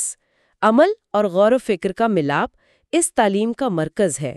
ٹھیک ہے، تو کہتا تعلیم کا مقصد تنقیدی شعور بیدار کرنا اور دنیا کو بدلنا ہے، تو پھر یہ تبدیلی لانے کا عمل خود کیسا ہونا چاہیے؟ یہ ہمیں باب 4 اور 3 کے خیالات کی طرف لے جاتا ہے۔ پریکسس تو ہم سمجھ گئے، عمل اور غور و فکر ایک ساتھ۔ جی، فریرے لینن کا حوالہ بھی دیتے ہیں کہ انقلابی نظریے کے بغیر انقلابی تحریک نہیں ہو سکتی، لیکن وہ فوراً یہ واضح کرتے ہیں کہ ایسا نہیں ہو سکتا کہ کچھ رہنما صرف سوچیں، نظریہ بنائیں اور عوام صرف عمل کریں۔ یہ تو پھر وہی بینکنگ ماڈل ہو گیا نا ایک طرح سے۔ بالکل، یہ بھی بینکنگ تصور کی ہی ایک شکل ہوگی سماجی تبدیلی کے میدان میں۔ حقیقی تبدیلی کے لیے ضروری ہے کہ عمل اور غور و فکر دونوں سطحوں پر رہنما اور عوام ایک ہوں، ان کا آپس میں تعلق ہو۔ تو پھر صحیح طریقہ کیا ہے اگر رہنما صرف حکم نہ دے اور عوام صرف عمل نہ کریں؟ مکالمہ، ڈائیلاگ۔ فریرے کے نزدیک حقیقی انقلابی عمل لازماً مکالماتی ہونا چاہیے، اور اس کا الٹ غیر مکالماتی؟ ارے بازی، ثقافتی یلغار اور حکم ناموں جاری کرنا، یہ سب ظالموں کے اوزار ہیں۔ اچھا، تو جو رہنما عوام کے ساتھ حقیقی مکالمے میں شامل نہیں ہوتے، وہ چاہے کتنے ہی نیک نیت کیوں نہ ہوں، وہ خود نئے ظالم بننے کا خطرہ مول لیتے ہیں یا پھر تحریک کو ناکام بنا دیتے ہیں۔ ان میں بھی وہی آزادی کا خوف ہو سکتا ہے جس کا ذکر پہلے ہوا؟ بالکل، ان میں اکثر عوام پر عدم اعتماد پایا جاتا ہے۔ انہیں ڈر ہوتا ہے کہ اگر عوام نے خود سوچنا شروع کر دیا تو کیا ہوگا۔ تو فریرے کس چیز پر زور دیتے ہیں؟ رہنماؤں اور عوام کے درمیان کیا ہونا چاہیے؟ اشتراک اور حقیقی یکجہتی، سولیڈیرٹی۔ فریرے کا ایک بہت مشہور قول ہے، انسان اشتراک میں ایک دوسرے کو آزاد کرتے ہیں۔ اور مکالمے کا جوہر کیا ہے؟ फ्रेरे लफ्ज की बात करते हैं। जी हाँ, लफ्ज जो बेवक्त अमल, एक्शन और गौर व फिक्र, रिफ्लेक्शन पर मुश्तमिल है। अगर सिर्फ बातें ही बातें हों, अमल ना हो, तो वो लफ्ज परस्ती है। और अगर सिर्फ अमल हो, सोच विचार ना हो, तो वो फालियत पसंदी है, एक्टिविज्म है। दोनों ही नामुकम्मल हैं, बेअसर हैं। हकीकी मुकालमे का लफ्ज हमेशा अमल और गौर व फिक्र का इम्तिजाज होता है। और हकीकी मुकालमे के लिए कुछ शराइत भी हैं। जी, फ्रेरे कुछ बुनियादी शराइत बताते हैं जिनके बगैर हकीकी मुकालमा मुमकिन नहीं। दुनिया और लोगों से मोहब्बत, आजजी यानी ये मानना कि हम सब कुछ नहीं जानते, लोगों की तख्लीक और तब्दीली की सलाहियत पर पुख्ता ईमान, बाहमी एतमाद, मुस्तकबिल के लिए उम्मीद और सबसे बढ़कर तनकीदी सोच। और जो गैर मुकालमाती कुव्वतें हैं, वो इन सबसे डरती हैं। बिल्कुल, वो नहीं चाहती कि अवाम सोचें, सवाल करें, एक दूसरे पर भरोसा करें। वो इब्लाग को बस यकतरफा ऐलानात तक महदूद रखना चाहती हैं। ये बात बहुत गहरी लगी कि जालिम तबका अवाम के बारे में तो सोचता है, मगर उनके साथ नहीं सोचता, ताकि उन पर बेहतर हुकूमत कर सके। जी, लेकिन अगर इनकलाबी रहनुमा भी अवाम के साथ नहीं सोचते, तो वो इनकलाबी नहीं रहते। बिल्कुल। फ्रेरे तो यहाँ तक कहते हैं कि रहनुमाओं को अवाम के साथ इश्तराक में अलामती तौर पर मरना पड़ता है, अपनी पुरानी शनाख्त को छोड़ना पड़ता है, ताकि वो उनके साथ एक नए ज्यादा बाशऊर इंसान के तौर पर दोबारा जन्म ले सकें। कोई अकेला किसी को आज़ाद नहीं करता, ना कोई अकेला खुद को आज़ाद करता है। आज़ादी एक इज्तमाई अमल है। तो अगर मुकालमा इतना अहम है और तालीम या तब्दीली का मवाद अवाम की जिंदगियों से आना चाहिए, तो ये अमली तौर पर कैसे किया जाए? ये हमें बाब 3 की तरफ लाता है, जहां वो मौजुआती तहकीक, थीमैटिक इन्वेस्टिगेशन की बात करते हैं। जी, ये एक ऐसा तरीका है जिससे ये यकीनी बनाया जाता है कि तालीमी प्रोग्राम का मवाद अवाम पर मुसल्लत ना किया जाए, बल्कि उनसे उभरे। ये तहकीक खुद तालीम और शऊर बेदारी का हिस्सा बन जाती है। वो कैसे? इसमें क्या होता है? फ्रेरे मौजुआती कायनात की बात करते हैं। जी, थीमैटिक यूनिवर्स यानी किसी खास दौर या मुआशरे के लोगों की जिंदगियों में जो मरकजी मसाइल हैं, तजादात हैं, उम्मीदें हैं, ख्वाब हैं, वो सब मिलकर उनकी मौजुआती कायनात बनाते हैं। और इस कायनात में से तख्लीकी मौजुआत तलाश करने होते हैं। बिल्कुल, जनरेटिव थीम्स ये वो किलीदी मसाइल या तजादात हैं जिन पर बातचीत करने से मज़ीद गहरे मसाइल और उनके आपसी ताल्लुकात सामने आते हैं और जो लोगों को सोचने और अमल करने पर उकसाते हैं। तो ये मौजुआत ढूंढते कैसे हैं? क्या कोई माहिरीन की टीम बंद कमरे में बैठकर ये फैसला करती है? नहीं, बिल्कुल नहीं। यही तो फ़र्क है। ये अमल मुकम्मल तौर पर शराकत दाराना और मुकालमाती है। इसके कई मराहिल हैं। मुहक्किकीन या सहूलतकार इलाके में जाते हैं, लोगों से मिलते जुलते हैं, उनका एतमाद हासिल करते हैं, उनकी ज़िंदगी, उनकी ज़बान, उनकी परेशानियों का मुशाहिदा करते हैं। अच्छा, फिर वो लोगों की रोज़मर्रा ज़िंदगी के जाने पहचाने हालात को कॉडिफिकेशंस की शक्ल में पेश करते हैं। ये कॉडिफिकेशंस तस्वीरी शक्ल में हो सकती हैं, जैसे खाके या तस्वीर या मुख्तसर कहानियाँ। इनका मकसद क्या होता है? मकसद ये होता है कि लोग इनको देखकर अपने हालात पर गौर करें। ये ना तो इतनी वाज़ेह हों कि सीधा प्रोपेगेंडा लगें कि हाँ ये तो हमें पता है, और ना ही इतनी मुबहम कि कोई पहेरी बन जाए कि समझ ही ना आए। और फिर इन तस्वीर या खाकों पर बातचीत होती है? जी हाँ, तशरीही हलकों में लोग इन कोडिफिकेशंस को देखते हैं और फिर उन पर बहस करते हैं। ये क्या मंजर है, ये हमारी ज़िंदगी से कैसे जुड़ा है, इसमें क्या मसाइल नज़र आ रहे हैं, क्या तजादात हैं। और इस बहस से क्या हासिल होता है? इस बहस को रिकॉर्ड किया जाता है।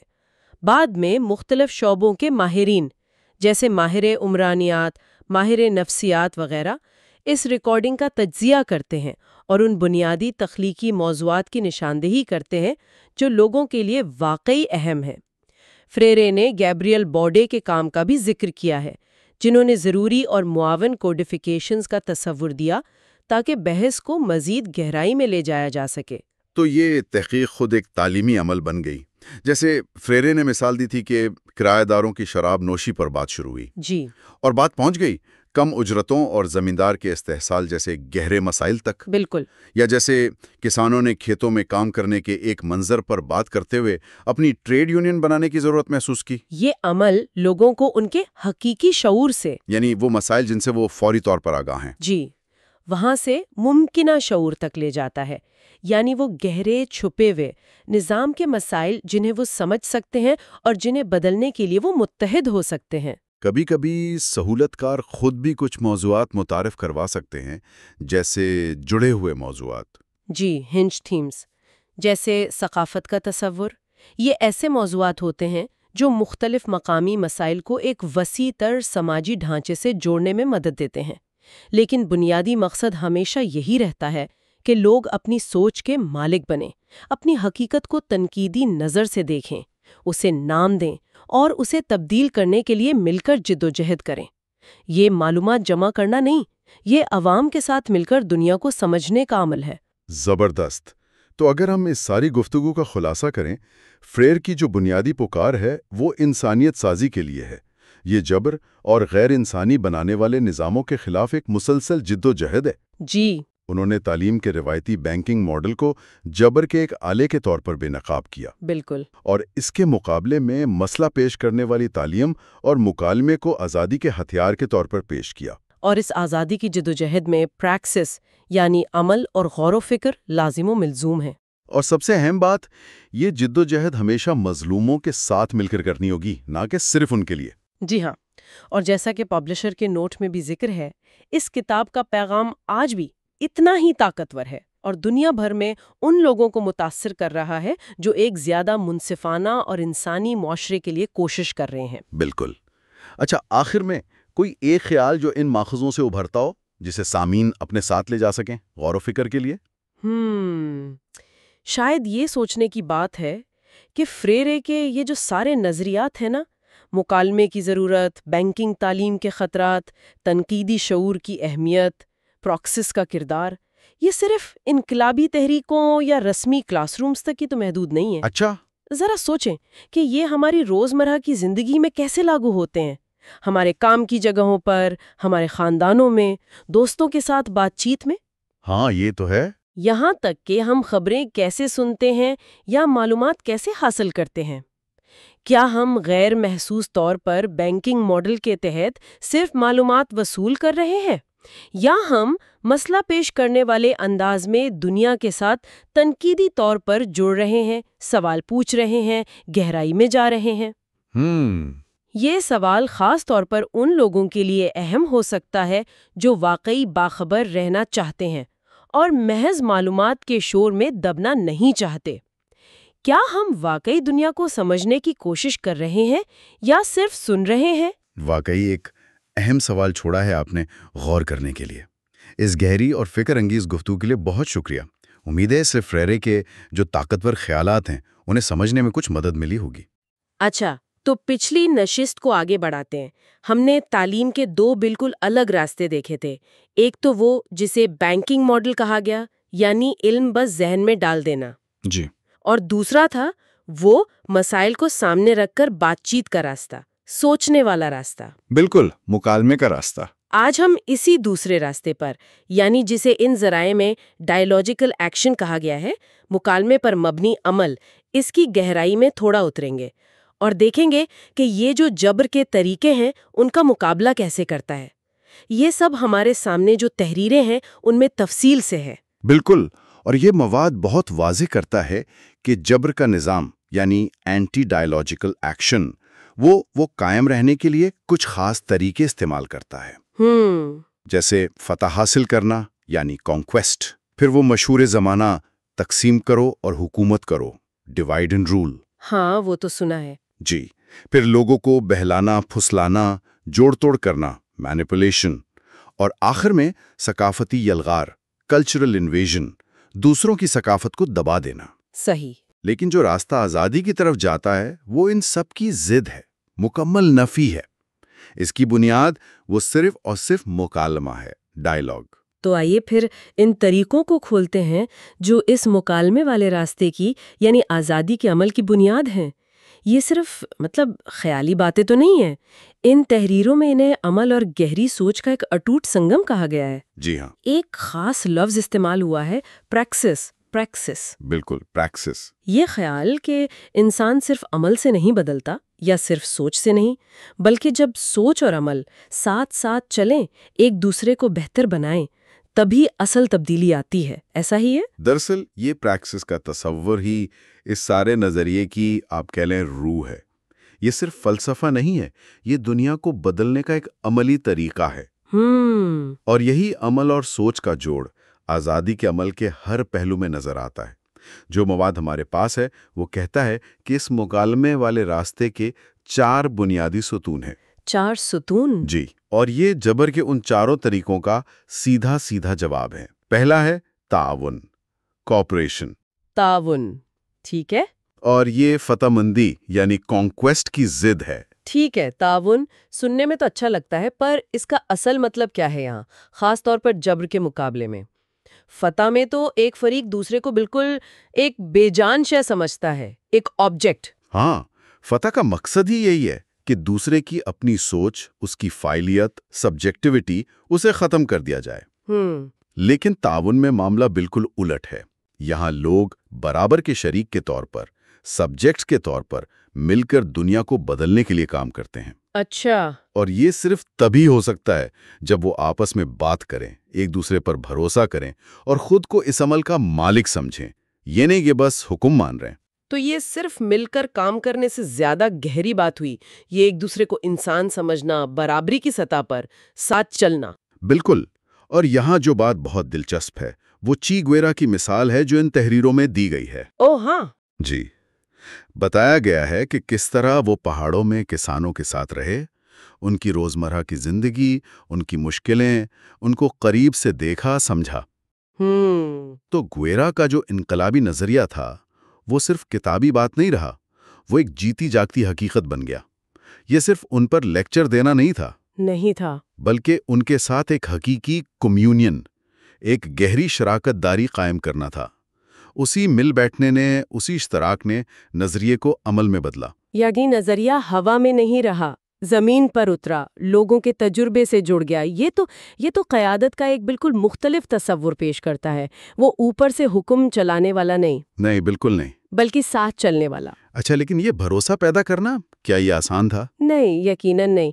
دیکھیں، یہ بھروسہ قیادت کو کمانا پڑتا ہے۔ جی، یہ تب پیدا ہوتا ہے جب رہنما صرف باتیں نہ کریں، بلکہ عملی طور پر عوام کے ساتھ کھڑے ہوں، ان کی مشکلات میں شریک ہوں۔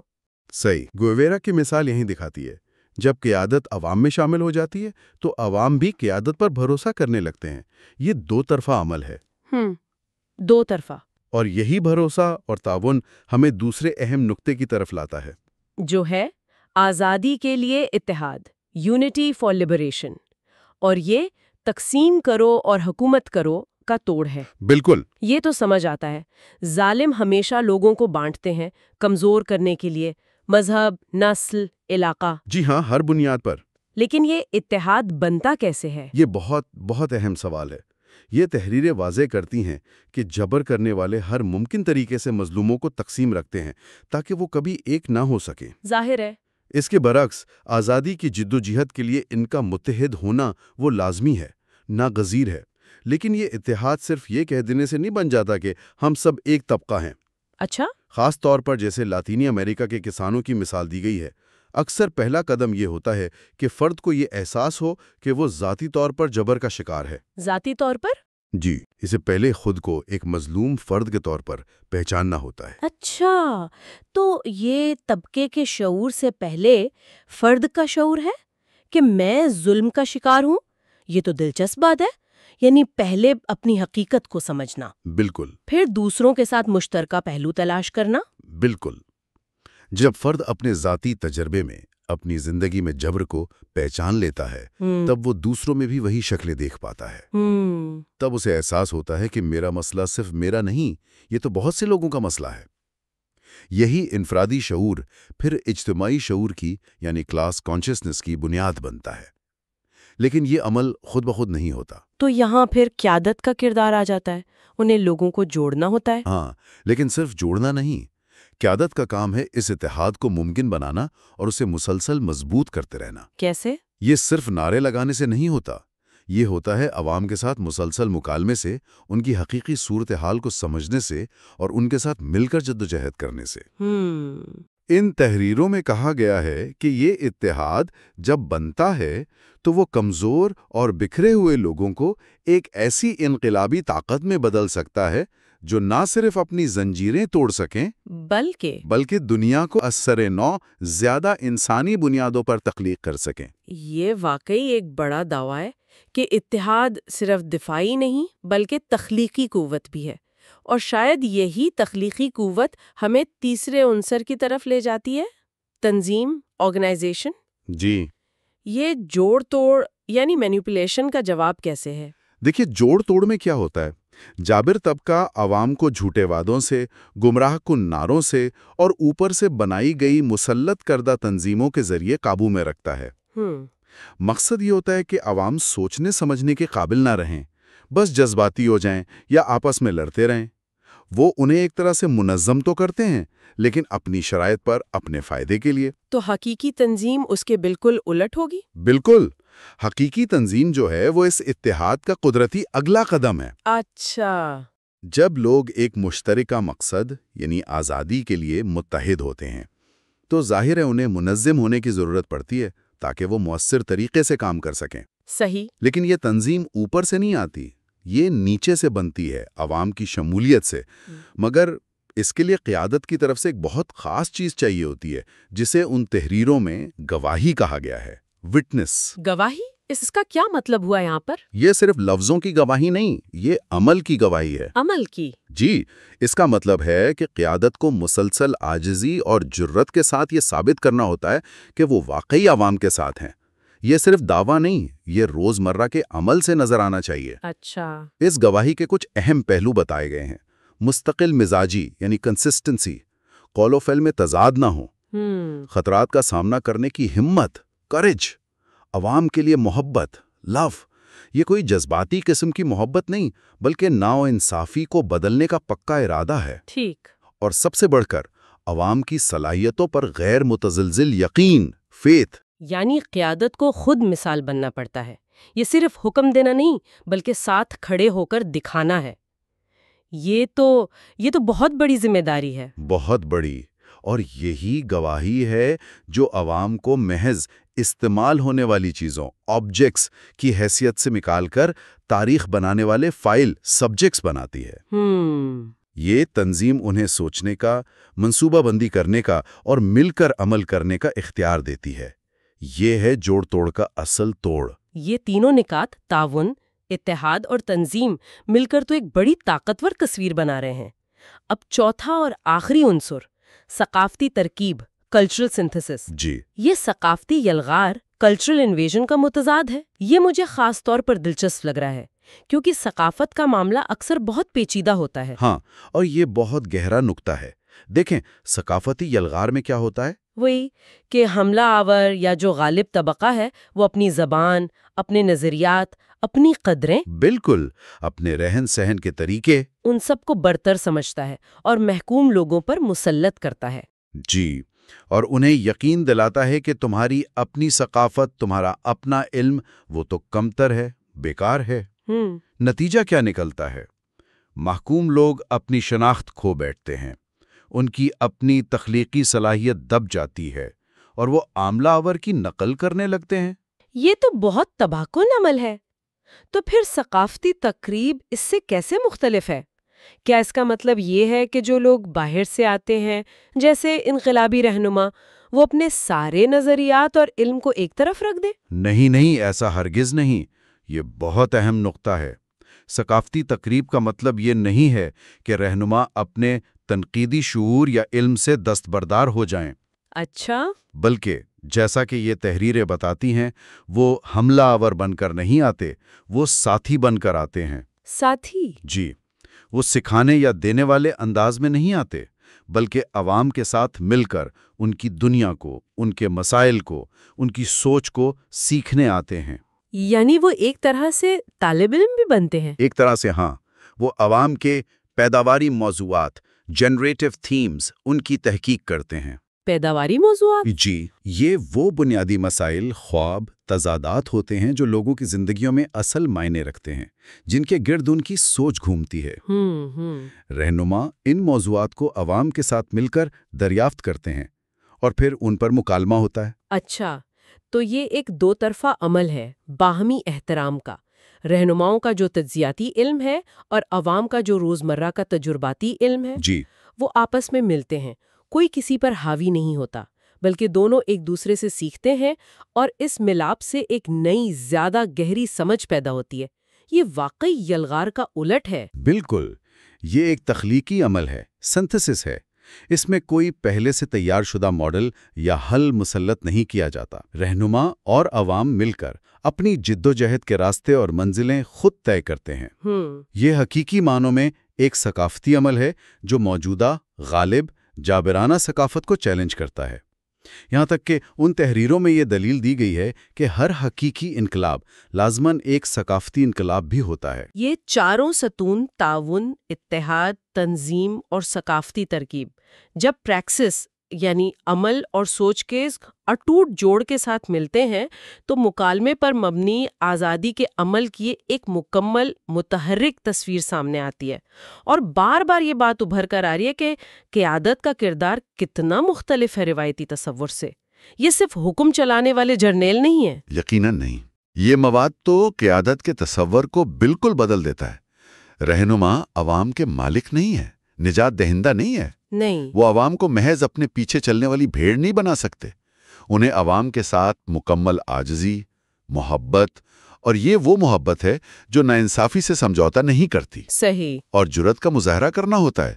انہیں عوام کے ساتھ مسلسل مکالمے میں رہنا پڑتا ہے، ان پر غیر متزلزل بھروسہ کرنا پڑتا ہے۔ ان تحریروں میں ایک بہت ہی آپ کہیں چونکا دینے والی بات کہی گئی ہے، وہ کیا؟ یہ کہ انقلابی رہنماؤں کو مستند بننے کے لیے ایک طرح سے مرنا پڑتا ہے، ٹو ڈائی۔ مرنا پڑتا ہے؟ جی، تاکہ وہ عوام کے ذریعے اور عوام کے ساتھ دوبارہ جنم لے سکیں۔ To be reborn. اچھا، اس کا مطلب ہے کہ انہیں اپنی پرانی حیثیت، اپنے تعصبات، اگر کوئی مرات ہیں تو انہیں وہ سب ترک کر کے عوام کے ساتھ مکمل یکجہتی اختیار کرنی پڑتی ہے۔ وہ اب اوپر سے نہیں سوچتے بلکہ اندر سے عوام کے ساتھ مل کر سوچتے اور عمل کرتے ہیں۔ مرنا تاکہ دوبارہ جنم لیا جا سکے، یہ تو بہت گہری بات ہے۔ اس کا مطلب ہے یہ صرف سیاسی حکمت عملی نہیں، یہ تو ایک ذاتی، ایک وجودی تبدیلی بھی ہے۔ تو خلاصہ یہ نکلا کہ حقیقی آزادی کا عمل کہیں باہر سے، اوپر سے نہیں آ سکتا۔ یہ کوئی تحفہ نہیں جو لیڈر عوام کو دے دیں۔ بالکل نہیں، یہ ایک ایسا عمل ہے جو عوام کے ساتھ مل کر ان کی فعال شرکت سے انجام پاتا ہے۔ صحیح۔ اور اس کا مقصد صرف سیاسی یا معاشی نظام بدلنا نہیں بلکہ ایک گہری انسانی تبدیلی لانا ہے، جسے مصنف ہیومنائزیشن یعنی انسان سازی کا عمل کہتا ہے۔ انسان سازی؟ جی، ایک ایسی دنیا بنانا جہاں انسان زیادہ مکمل طور پر، زیادہ آزادی سے، زیادہ محبت سے انسان بن سکے۔ لیکن کیا یہ عمل، مان لیجئے انقلاب کامیاب ہو بھی جائے، تو کیا وہاں ختم ہو جاتا ہے؟ کیا نئی حکومت آنے سے سب ٹھیک ہو جاتا ہے؟ یہ ایک اور بہت اہم نقطہ ہے۔ ان تحریروں کے مطابق یہ عمل کبھی ختم نہیں ہوتا۔ کبھی نہیں؟ جی، یہاں تک کہ انقلاب کے بعد بھی پرانے جابرانہ نظام کی باقیات، سوچ کے انداز، رویے، ادارے، وہ نئے معاشرے میں موجود رہ سکتی ہیں۔ انہیں ثقافتی باقیات کہا گیا ہے، کلچرل ریمننٹس۔ اچھا، ان کا مقابلہ کرنے کے لیے ثقافتی انقلاب، کلچرل ریولوشن کی ضرورت ہوتی ہے۔ ثقافتی انقلاب؟ یہ تو بڑا بھاری بھرکم لفظ لگتا ہے۔ ہاں، لیکن یہاں اس کا مطلب کوئی تشدد یا صفائی مہم نہیں ہے۔ نہیں، بلکہ یہ اسی مکالمے پر مبنی ثقافتی عمل کا تسلسل ہے۔ یعنی نئے نظام میں بھی عوام اور قیادت کے درمیان مکالمہ جاری رہنا چاہیے، تنقیدی سوچ کو فروغ دینا چاہیے، اور ان پرانی سوچوں اور رویوں کو چیلنج کرنا چاہیے جو انسان سازی کے عمل میں رکاوٹ بن سکتی ہیں۔ شکل نہ بن جائے۔ تو یہ ایک مسلسل جدوجہد ہے یہاں تک کہ کامیابی کے بعد بھی۔ یہ تو کافی محنت طلب اور کبھی نہ ختم ہونے والا کام لگتا ہے۔ بالکل، یہ صبر آزما ہے، ہمت اور دانشمندی کا تقاضا کرتا ہے، اور سب سے بڑھ کر یہ انسانیت کی صلاحیت پر گہرے یقین کا راستہ ہے۔ تو آج کی اس ساری گفتگو کا نچوڑ کیا ہے؟ اگر ہم دیکھیں تو بنیادی پیغام یہی لگتا ہے کہ حقیقی تبدیلی ہمیشہ نیچے سے آتی ہے، عوام کی شمولیت سے اور کھلے مکالمے سے آتی ہے۔ جی، اس کے لیے عوام اور ان لوگوں کے درمیان جو قیادت کا کردار ادا کر رہے ہیں، ایک گہرا باہمی احترام اور بھروسے کا رشتہ وہ لازمی ہے۔ یہ کوئی شارٹ کٹ نہیں ہے۔ آپ نے بالکل صحیح سمجھا۔ یہ ایک پیچیدہ مسلسل عمل ہے، اور آخر میں یہ تحریریں ہمیں ایک سوال، ایک سوچنے پر مجبور کرنے والے نقطے کے ساتھ چھوڑ جاتی ہیں جی، کہ حقیقی آزادی اور انسان بننے کا یہ سفر، یہ کبھی مکمل طور پر طے نہیں ہوتا۔